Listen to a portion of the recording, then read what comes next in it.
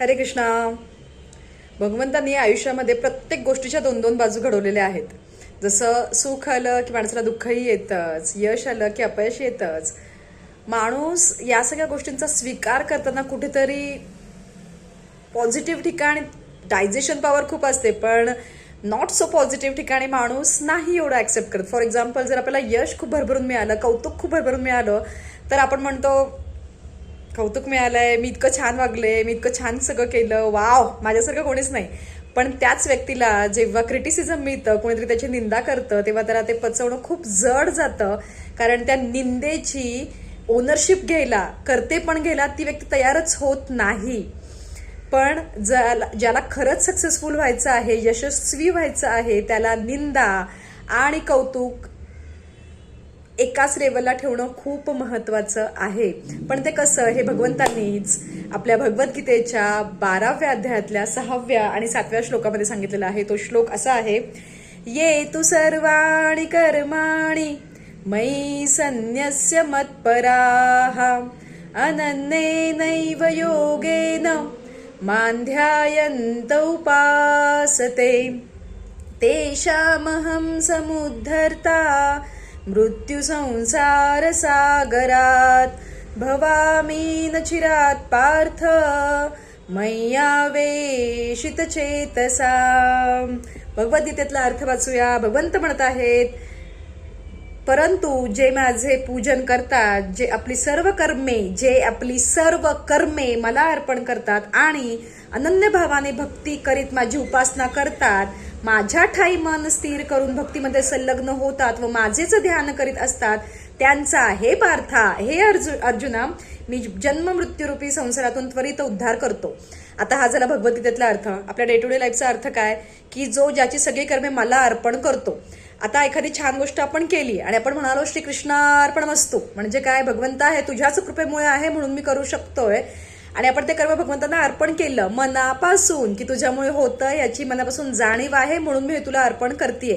तर त्याच्यातून जेव्हा कौतुक आपल्याला मिळतं ना, तेव्हा मन म्हणतं, बॉस, भगवंतांमुळे तू हे कर्म करू शकतेस, भगवंतांनी बुद्धी दिली म्हणून तुला हे सगळं सुचतंय, म्हणून हे सगळं घडतंय, त्याच्यामुळे कौतुक तुझं नाहीये. म्हणजे आपल्या आतमध्ये येणारा गर्व तिथेच थांबला.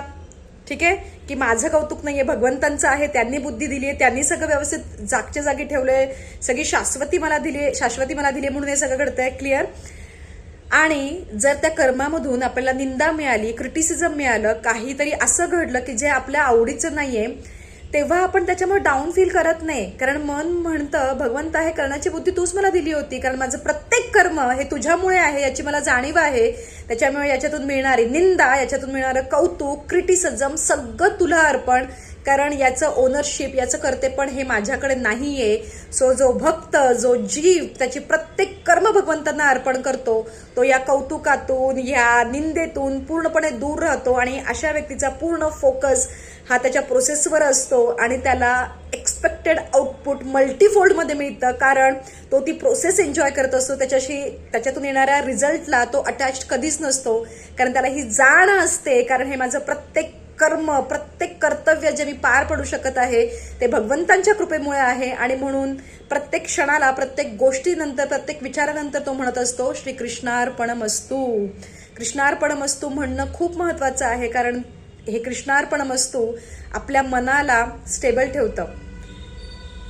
हे जे घडतंय ते तुझ्यामुळे नाही, तो तुझ्या अंगात बळ देतोय, तो तुला विचार करण्याची ताकद देतोय, तो तुला सद्बुद्धी देतोय, तो तुला सद्मार्गावर ठेवतोय, म्हणून तो हे सगळं करू शकतोय. त्याच्यामुळे याच्यातून मिळणारी कौतुक, याच्यातून मिळणारी निंदा, क्रिटिसिझम, अप्रिसिएशन, सगळं काही कृष्णाचं आहे, माझं काही नाही. आणि अशीच व्यक्ती भक्तीमध्ये संलग्न राहू शकते, कारण ती बॅलन्स्ड असते. आणि भगवद्गीतेच्या प्रत्येक अध्यायात जर तुम्ही बघाल तर भगवंतांना बॅलन्स्ड असणारा भक्त खूप खूप खूप आवडतो. भगवंतांचं प्रिय व्हायचं आहे ना, भगवत प्राप्ती करून घ्यायची आहे ना, हे सगळं करा. कारण खरंच मी सांगतेय, जे आपण म्हणतो ना, असं कसं काय घडलं, असं कसं काय झालं, भगवंतांची इच्छा असते ना म्हणून त्या गोष्टी घडत असतात. पण त्यांना ते फळ अर्पण करणं खूप महत्वाचं. Stop taking ownership of anything and apply to Krishna. Say कृष्णार्पणमस्तु बाय हार्ट, म्हणजे भगवंतांच्या चरणी प्रत्येक गोष्ट अर्पण होईल आणि आपल्याला भगवत प्राप्ती होईल आणि हा भक्त भक्तीमध्ये संलग्न राहील. तुमचं काय म्हणणं आहे मला कमेंट्समध्ये कळवा. आपल्या चॅनलला जर अजून सबस्क्राईब केलं नसेल तर प्लीज सबस्क्राईब, हा व्हिडिओ शेअर करा आणि लाईक करा.